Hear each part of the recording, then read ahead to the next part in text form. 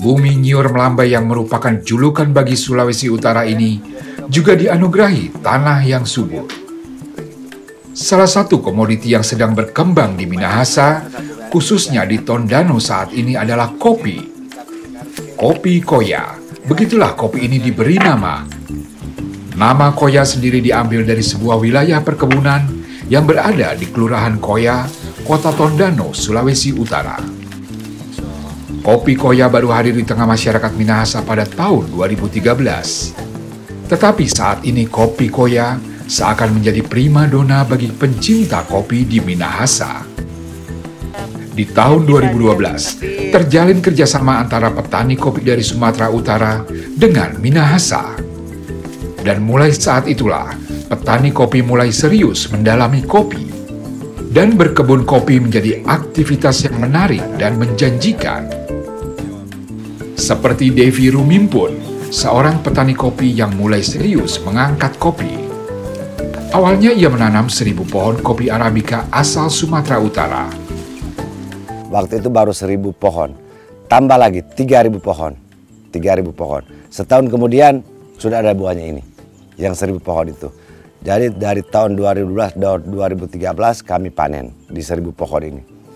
1.000 pohon ini kami panen itu 1.000 pohon ini sekitar 300 kilo green bean. Devi Rumimpun bersama saudaranya merupakan petani kopi Arabica pertama yang ada di Tondano. Dari atas ketinggian 800 meter di atas permukaan laut, ia berhasil memanen kopi Arabica yang orang lain pun tak akan menyangka bahwa kopi Arabica akan berhasil panen di tanah Minahasa. Keberhasilan itu pula yang membuat orang Minahasa lainnya tergerak untuk membuka lahan kopi di Koya. Stanley Walalangi merupakan petani kopi yang bekerja untuk tuan tanahnya. Ia dan Devi sama-sama membantu mengembangkan kopi Koya. Stanley Walalangi sudah 5 tahun menjadi petani kopi. Mulai jam 7 pagi, ia memulai harinya dengan pergi ke kebun kopi untuk mengecek perkembangan pohon kopi seluas 2 hektar. Ya, kayak begini dikeluarin ini, mengganggu pertumbuhan kopinya sama buahnya ini. Ini kayak begini, pengaruhnya seperti ini. Lain kan itu. Jadi kayak kering begini. Mengganggu juga nih Pak? Mengganggu. Nutrinya ke sini. Nutrinya ke tunas yang baru ini. Oh. Ini mesti keluarin semua ini. Ini kerja saya tiap hari ini. Stanley, pria kelahiran 1967 ini bertugas menjaga pohon kopi satu persatu, hari demi hari, hingga masa panen tiba, agar terciptanya kopi Koya terbaik dari tanah Minahasa.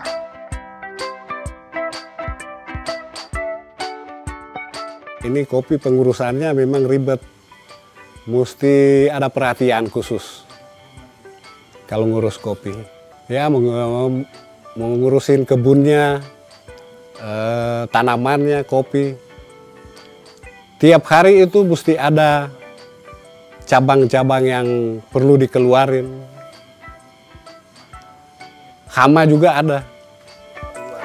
Apa tuh Pak? Ini enggak mau keluar dua aja. Jadi tahun 2017 itu pemasarannya sudah ada. Karena terus terang pemasarannya kopi ini baru mulai tahun 2012 bulan Desember. Sudah ada beberapa kafe yang di Minahasa ini.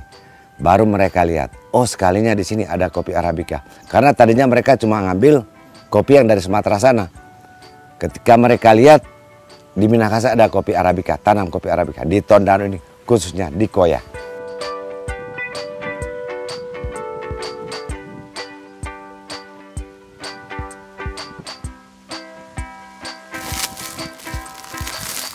Kopi yang sudah dipanen ini selanjutnya dibawa ke pengolahan.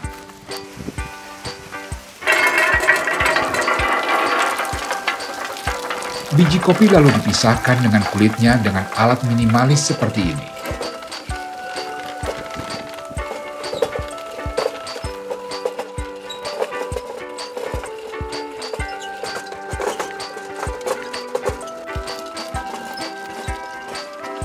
Setelah itu, kopi akan dibersihkan, kemudian dijemur di bawah terik sinar matahari.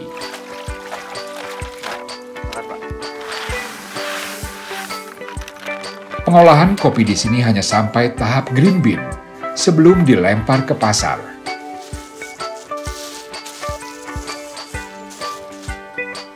Meski kopi Arabica Koya baru dikembangkan tahun 2012, ternyata kebun kopi Koya sudah ada sejak zaman kolonial Belanda. Namun kopi yang ditanam berjenis Robusta. Menurut kakek saya dari zaman penjajahan Belanda. Dari zaman penjajahan Belanda ini sudah ada kopi Belanda, bangsa Belanda yang bawa kopi ke sini.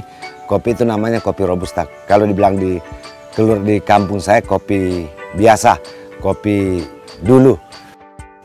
Kebun ini dari Koya sampai Masarang, mereka cuma bilang ini kebun kopi. Karena tanaman kopi, pohon kopi ini cocok untuk tanah di sini.